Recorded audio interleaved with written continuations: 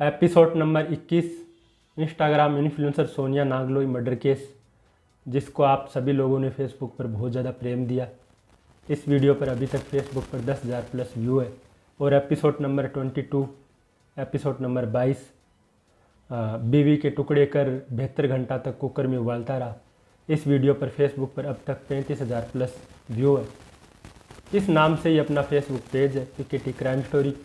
अगर आपने इसे फॉलो नहीं किया है तो डिस्क्रिप्शन में इस पेज की लिंक है, अभी याद से फॉलो करें। और इस पर भी कहानियाँ आती रहती है, बाकी सब चैनल के रिलेटेड इस पर अपडेट मिलती है, तो पेज को फॉलो करना ना भूलें। बाकी डिस्क्रिप्शन में और भी अपने सोशल मीडिया हैंडल्स की लिंक है, तो डिस्क्रिप्शन चेक करें और फेसबुक को फॉलो करना ना भूलें। सभी का तहे दिल से धन्यवाद, इतना अच्छा और इतना पॉजिटिव रिस्पांस देने के लिए। अच्छा लगता है, बहुत अच्छा लगा। अब आते हैं आज की कहानी पर।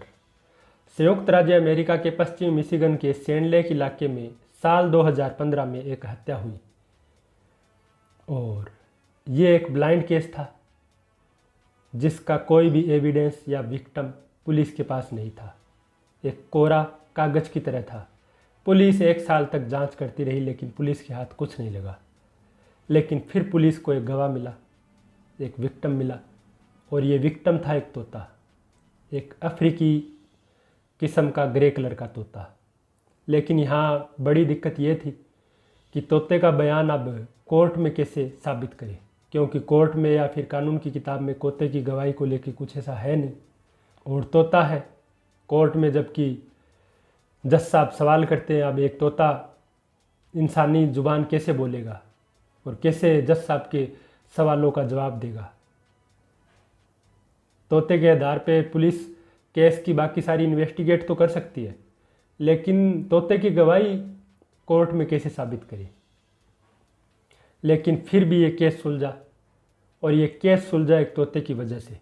अगर ये तोता नहीं होता तो ये केस कभी नहीं सुलझता। तो अब चलते हैं कहानी की शुरुआत में, शुरू से लेके लास्ट तक समझते हैं आखिर पूरी कहानी क्या थी।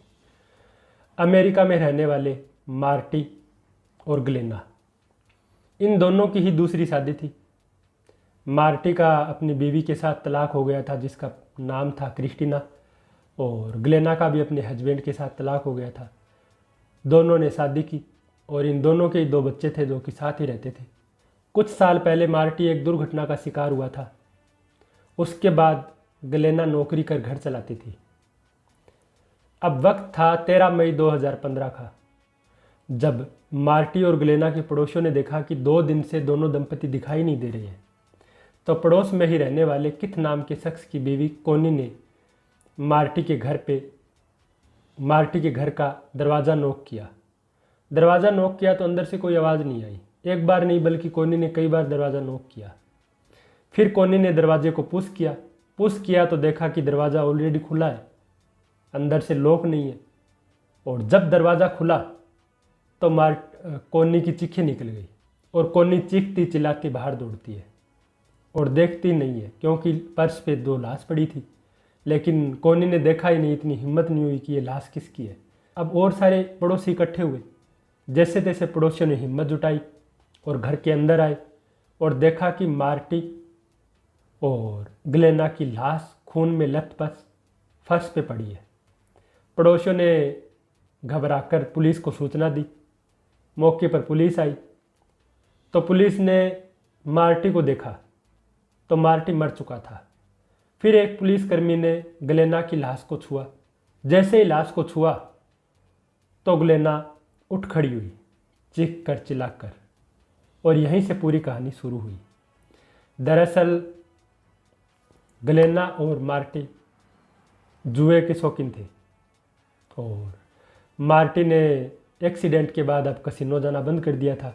जब कुछ साल पहले मार्टी कसिनो जाता था, तब उसकी वाइफ ग्लेना भी उसके साथ जाया करती थी। वो भी जुआ खेलती थी, लेकिन अब ग्लेना जुए की लत्ती हो चुकी थी, उसे आदत हो चुकी थी। वो अपने पति से छुप छुप कर कसिनो जाती और जितना भी कमाती उतना जुए में उड़ा देती। बाकी भी सारी घर की जिम्मेदारी थी। कमाई का 70 या 80%, कभी कभार तो 100% उड़ा देती जुए में। अब धीरे धीरे ग्लेना कर्ज तले दबने लगी। अपने पति से छुप छुप कर वो कसिनो जाया करती और जुआ खेलती। लेकिन अब कर्ज इतना बढ़ गया कि ग्लेना के अब कर्जदार थे। उन्होंने गाड़ी और घर जब्त करने की वार्निंग दी और घर पे आने लगे। तो अब मार्टी को भी पता लगा कि ग्लेना लत्ती हो चुकी है और कसिनो जाती है। वो हर दिन कसिनो जाती है और जितना भी कमाती है उतना जुए में उड़ा देती है। इधर यह था कि जो कार और घर था वो भी बैंक से ईएमआई पर था। तो बैंक वाले भी घर के चक्कर काट रहे थे। मार्टी ने कुछ पैसे इकट्ठे करके ग्लेना को दिया था। तो ग्लेना ने कहा कि कर्ज के भर दिए, लेकिन ग्लेना ने वापस जुआ खेला और उसमें हार गई। जुए को लेके और कर्ज को लेके दोनों में अक्सर लड़ाई होती थी, लेकिन फिर भी ग्लेना बार बार अपने पति से कहती कि आप शांत रहो, मैं एक दिन सब कुछ ठीक कर दूंगी। इधर बैंक की भी कई किस्त ड्यू हो चुकी थी। बैंक ने भी वार्निंग दे रखी थी घर जब्ती की और कार जब्ती की। तो घर जब्ती की तारीख अब नज़दीक आ रही थी और मार्टी बार बार ग्लेना से कर्ज के बारे में पूछता, पैसों के बारे में पूछता। तो ग्लेना यही कहती कि मैंने तो पैसे भर दिए, पता नहीं बैंक वालों को क्या गलतफहमी है, मैंने तो पिछली बार किस्त भरी थी। और बार बार मार्टी ग्लेना से बोलता कि कसिनो जाना बंद कर दो, लेकिन फिर भी वो छुप छुप कर कसिनो जाती। इन दोनों के बीच में इसी सब बात को लेके लगभग बहस होती। अब धीरे धीरे आर्थिक तंगी के चलते ग्लेना की जो डिप्रेशन की दवा थी वो भी बंद हो चुकी थी और ग्लेना धीरे धीरे अवसाद का शिकार हो गई थी। उसका स्वभाव चिड़चिड़ा हो चुका था। वो अक्सर लड़ाई झगड़ा कभी भूल जाती थी, कभी हंसने लगती थी, कभी रोने लगती थी। उसका ऐसा हो चुका था। अब धीरे धीरे कर्ज के तले दबने की वजह से टेंशन से ड्रग्स का नशा करने लगी थी। इधर मार्टी की बुरी हालात थी क्योंकि एक्सीडेंट के बाद अब वो काम कर नहीं रहा है। ग्लेना पर पूरे घर की जिम्मेदारी है। इधर कार की ईएमआई है, घर का लोन है, बाकी सब भी बच्चों की पढ़ाई है। ये सब चलता रहा, बाकी सब कुछ ठीक था। अब दिन आया वारदात का। 13 मई 2015 को जब पड़ोसियों ने देखा कि दोनों की लाश खून में लथपथ पड़ी है, तो फिर पुलिस को सूचना दी और पुलिस ने आगे की इन्वेस्टिगेट शुरू की। तो देखा कि मार्टी तो मौके पर ही मर चुका था, लेकिन ग्लेना की सांसें अब भी चल रही थी। ग्लेना को हॉस्पिटलाइज कराया गया और पुलिस ने देखा, घर की बाकी जांच पड़ताल की, पड़ोसियों से पूछताछ किया। तो पड़ोसियों ने कहा कि 2 दिन से ना तो कोई घर के अंदर गया, ना कोई घर से बाहर आया। और ग्लेना के पास से एक सुसाइड नोट मिला, हैंडराइटिंग थी ग्लेना की। तो पुलिस को फिर शक हुआ पूरा कि ग्लेना ने ही अपने पति को मारा है। 5 गोली लगी थी मार्टी को, अपने पति को मारा और फिर खुद की सुसाइड करने की कोशिश की है और सुसाइड नोट भी बरामद हुआ। इधर ग्लेना हॉस्पिटलाइज थी, ग्लेना का ट्रीटमेंट चल रहा था हॉस्पिटल में। पुलिस बार बार डॉक्टरों के चक्कर काट रही थी कि हमें स्टेटमेंट लेना, आगे का केस यहीं से चलेगा। अब एक दिन डॉक्टरों ने बोला कि अब ग्लेना फिट है, आप स्टेटमेंट ले लीजिए। पुलिस ग्लेना से स्टेटमेंट लेती है, पूछताछ करती है, थाने बुलाती है, हॉस्पिटल में भी पूछताछ करती है। लेकिन ग्लेना बार बार बड़बड़ाती रही, एक ही बात कहती रही कि भला मैं क्यों मारूंगी अपने पति को, मेरी ज़िंदगी में मेरे पति ही थे, आगे पीछे जो भी थे। तो मैं अपने पति से बहुत प्रेम करती थी। मानते हैं आर्थिक हमारी फाइनेंशियली कंडीशन थोड़ी सही नहीं थी, लेकिन ऐसा कुछ नहीं था कि मैं अपने पति को मारूं। अब पुलिस को भी लगा एक बार तो कि यार ऐसा कुछ तो मोटिव नहीं लग रहा है और ऐसी कोई बात सामने नहीं आई जिसकी वजह से ग्लेना अपने पति को मारेगी। लेकिन फिर भी घूम फिर के पूरा जो पुलिस का शक था बार बार वो ग्लेना पर आ रहा था। लेकिन पुलिस वाले भी मजबूर थे क्योंकि ग्लेना के खिलाफ कोई भी विक्टिम या कोई भी एविडेंस या कोई भी मोटिव नहीं था या फिर कोई भी प्रूफ नहीं था पुलिस के पास। 1 साल बीत गई। 13 मई 2015 को लाश मिली, मार्टी की मौत हुई। अब धीरे धीरे 1 साल बीत गई, मई 2016 आ गया, लेकिन पुलिस के हाथ अब भी खाली है। पुलिस ने अथक प्रयास किया लेकिन एक छोटा सा सुराग नहीं मिला जहां से केस की परतें खुलनी शुरू हो। अब 2016 में पुलिस के हाथ एक तोते की वीडियो लगी जो उन दिनों सोशल मीडिया पे खूब वायरल हो रही थी। तोते का नाम था बड। जो एक अफ्रीकी किस्म का तोता था, ग्रे कलर का। अक्सर तोते का कलर अपन बोलते हैं तोतिया कलर, तोता कलर ग्रीन टाइप का होता है, लेकिन इसका कलर ग्रे था क्योंकि अफ्रीका तोता था, अफ्रीकी तोता था। फिर पुलिस ने वीडियो को देखा। वीडियो को देखा तो पता लगा कि ये जो तोता है ये इंसानों की मिमिक्री करता है और ये इंसान की ही भाषा में बोल रहा है। चीखता है, चिल्लाता है और चीख चीख के बोल रहा है सेटअप सेटअप, और चिल्लाकर बोल रहा है डोंट शूट डोंट शूट। तो पुलिस खुद हैरत में कि यार एक पक्षी और इस टाइप से इंसानों की आवाज़। फिर पुलिस ने इस वीडियो को लेकर तफ्तीश शुरू की, और तफ्तीश शुरू की तो पता लगा कि जो मार्टी की पहली वाइफ थी ये तोता उसका है, क्रिस्टीना नाम था। तो पुलिस ने अब क्रिस्टीना से संपर्क किया, कांटेक्ट किया, और क्रिस्टीना को अब एक दिन पुलिस स्टेशन बुलाया और इस वीडियो के बारे में पूछताछ शुरू की। तो फिर क्रिस्टीना ने अपनी पूरी कहानी बताई, और क्रिस्टीना ने कहा कि जब मुझे पता लगा कि मार्टी मर चुका है तो वो मेरे पति थे। हालांकि डिवोर्स हो चुका था, लेकिन एक इंसानी नाते मैंने सोचा शौक में चलते। तो एक दिन मैं मार्टी और ग्लेना के घर गई तो मैंने देखा कि बच्चे रिश्तेदार के यहाँ गए हुए थे और ग्लेना हॉस्पिटलाइज थी, हॉस्पिटल गई हुई थी। और ये तोता चूँकि मेरा ही खरीदा हुआ था, जब मैं और मार्टी साथ में थे मुझे इससे लगाव था, और मैंने देखा कि इसकी देखभाल के लिए घर पे कोई नहीं है, तो मैं इसको साथ लेके आ गई। साथ लेके आई तो मैंने देखा कि ये उसी दिन से 2 शब्द बोल रहा है, चिल्ला चिल्ला कर बोल रहा है सेटअप सेटअप, और फिर बोलता है डोंट शूट मार्टी की हूबहू आवाज़ में। तो पुलिस ने कहा कि तुमने पुलिस को क्यों नहीं बताया, हमसे कांटेक्ट करना चाहिए था। तो फिर क्रिस्टीना ने कहा कि साहब मुझे खुद समझ नहीं आया काफ़ी दिन तक तो कि ये क्या बोल रहा है, क्या कहानी है। फिर मुझे लगा कि हो सकता है इसने मार्टी का जिसको कत्ल किया है, मार्टी उसको बोल रहा होगा और इसने देखा है और सुना है। मैंने सोचा कि मैं पुलिस को बताऊंगी, लेकिन फिर मैंने सोचा कि अगर मैं पुलिस को ये सब बोलूंगी तो पुलिस कहाँ विश्वास करेगी एक पक्षी की बात पे।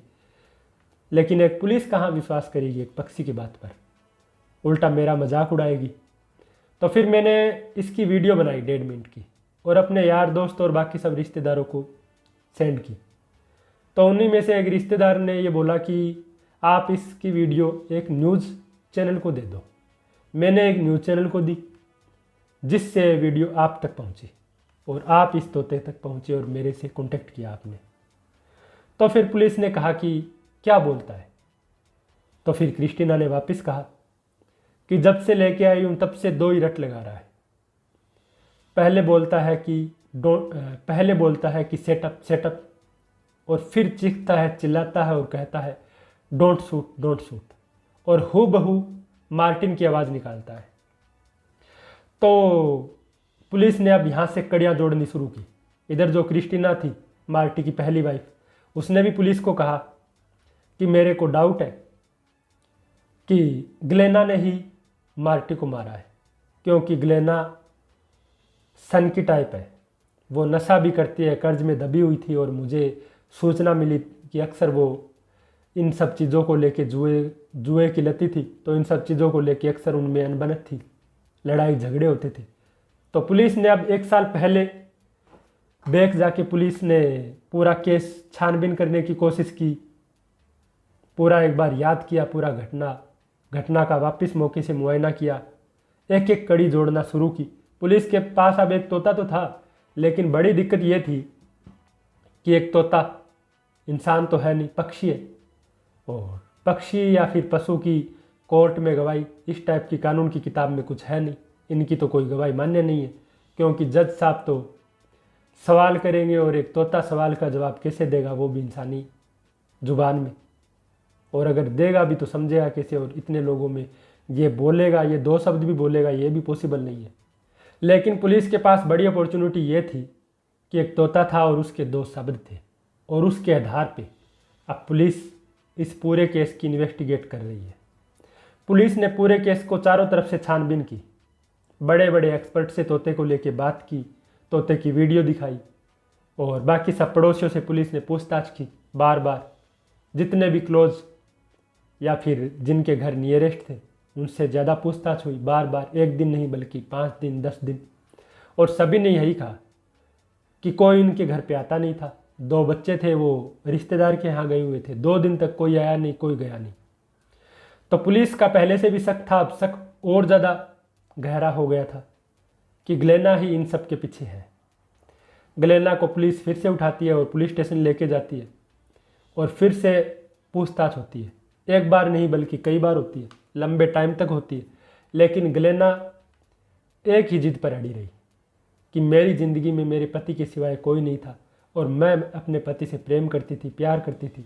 भले ही हमारे आर्थिक मसले 100 थे, लेकिन मैं उसको क्यों मारूंगी और क्या मोटिव होगा। पुलिस को भी कोई मोटिव दिखाई नहीं दिया और ना ही ग्लेना पर शक था। लेकिन ग्लेना के खिलाफ पुलिस के पास ना कोई एविडेंस, ना कोई विक्टिम था, तो सिर्फ एक तोता जो कि चीखता चिल्लाता और कहता, set up, don't shoot, don't shoot.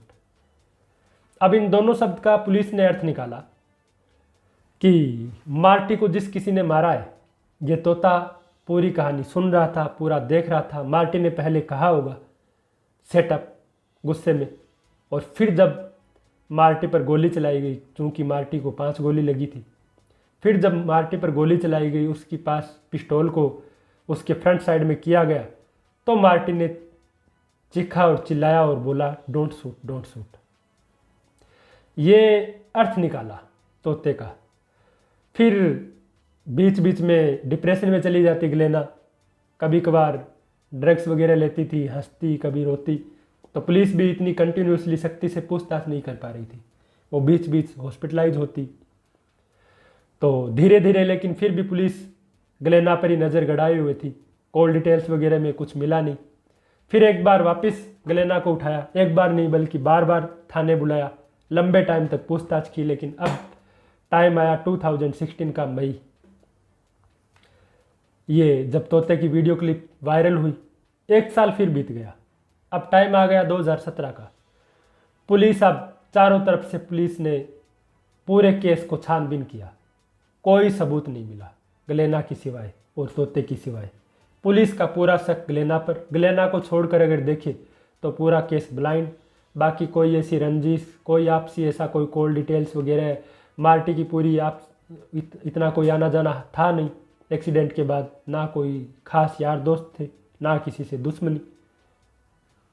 तो अब सीसीटीवी वगैरह भी चेक किया घर से जो आसपास थे, तो ऐसा कुछ मिला नहीं। अब ग्लेना से वापस पुलिस के रवैये में पुलिस ने पूछताछ की।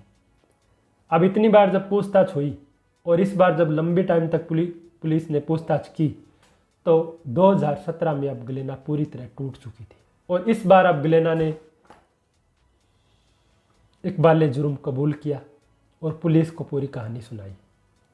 और कहानी ये थी कि मैं भी कैसीनो जाया करती थी मार्टी के साथ, अपने हस्बैंड के साथ। मार्टी का एक्सीडेंट हो गया, मार्टी ने जाना बंद कर दिया। इधर माली हालात भी ठीक नहीं थे, फाइनेंशियली मार्टी के पास कोई अच्छी खासी पूंजी नहीं थी। मार्टी ने मेरे को भी मना किया, लेकिन मैं लत्ती हो चुकी थी। धीरे धीरे छुप छुप कर जाती थी, लेकिन धीरे धीरे कर्ज बढ़ा, कर्जदारों का प्रेशर बढ़ा इधर बैंक के। और तो मार्टी मेरे को रोज़ रोज़ बोलने लगा, इधर झगड़ा होने लगा। तो मैंने बार बार सोचा कि मैं खुदकुशी कर लूँ, लेकिन हिम्मत नहीं हुई। काफ़ी बार करने की कोशिश की। फिर मैंने सोचा कि मार्टी को ही रास्ते से हटा देती हूँ। तो फिर एक दिन गुस्सा आया और गुस्से गुस्से में पिस्टल निकाला और उसको मैंने मार दी। 5 गोली मारी और मार्टी मौके पर ही मर गया। तो ये थी पूरी कहानी। ये एक तोता था जिसने इस केस की पूरी परत खोली। तोते की गवाही तो नहीं हुई, लेकिन तोते के आधार पर पुलिस ने पूरी इन्वेस्टिगेट की। अगर तोता नहीं आया होता तो शायद इसकी क्लोजर फाइल लग जाती और ये टाइम टाइम से धूल मिट्टी में इसकी फाइल दब जाती। ये एक तोता था।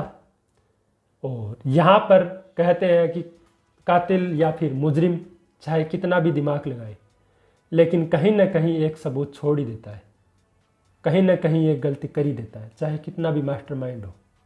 और ग्लेना से भी यही चूक हुई, क्योंकि ग्लेना और मार्टी की जिस रूम में बहस हो रही थी, ये तोता उसी रूम में पिंजरे में था। और तोता सब कुछ देख रहा था और सब कुछ अपने कानों से सुन रहा था। ग्लेना ने जिस टाइम मार्टी पर पिस्तौल लगाई, जब पिस्तौल निकाली तो मार्टी ने कहा सेटअप। फिर जब ग्लेना ने कहा कि मैं तुम्हें मार रही हूँ, गोली चला रही हूँ, तब लगा मार्टी को कि ये सचमुच गोली चला रही है। तो मार्टी ने फिर डोंट शूट कहा, और ये दोनों शब्द और दोनों कहानी तोते ने अपने दिमाग में फीड कर ली, और तोता ये जब तक रिपीट करता रहा तब तक क्रिस्टीना समझ नहीं गई। तो ये एक तोता था जिसने पूरी केस की परतें खोली, परतें ही नहीं खोली बल्कि अपने मालिक का कातिल था उसको सजा दिलवाई। और इस तोते की चर्चा पूरा अफ्रीका अमेरिका ही नहीं बल्कि पूरे देश विदेश में हुई। तो ये एक ब्लाइंड केस था जिसमें एक तोता था गवाह, विक्टिम, और इस तोते के आधार पे पुलिस ने पूरी छानबीन की केस की और ये केस सुलझा, और तोते ने अपने मालिक के कातिल को सज़ा दिलवाई। तो ये थी पूरी कहानी। आपको कैसी लगी कमेंट सेक्शन में ज़रूर बताना, और कहानी अगर अच्छी लगी है तो इस चैनल को याद से सब्सक्राइब करें। बाकी डिस्क्रिप्शन चेक करना ना भूलें, डिस्क्रिप्शन में बाकी सारे सोशल मीडिया हैंडल्स के लिंक है, और पिकेटी क्राइम स्टोरी नाम से अपना फेसबुक पेज है तो उसको भी याद से सब्सक्राइब करें। बाकी मिलते हैं नेक्स्ट वीडियो में, तब तक मुझे दीजिए इजाज़त। तो खम्मा गणिसा, धन्यवाद।